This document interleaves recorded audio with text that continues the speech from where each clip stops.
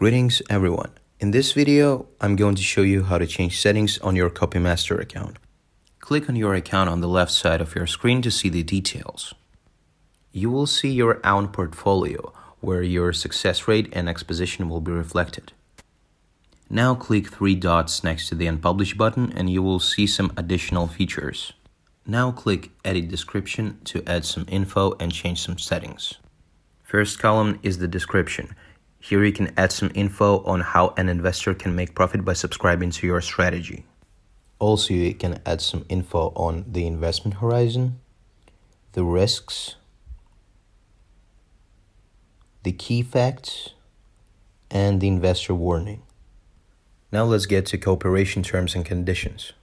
In this section, you can set up a commission for success, the volume commission, the management fee, as well as the payment period, and you also can switch to multi-level commissions. The last but not least, profit and loss level sections. Here you can set up a maximum daily profit level and the maximum daily loss level. So that's basically it. Thank you for your attention and stay tuned for more tutorials.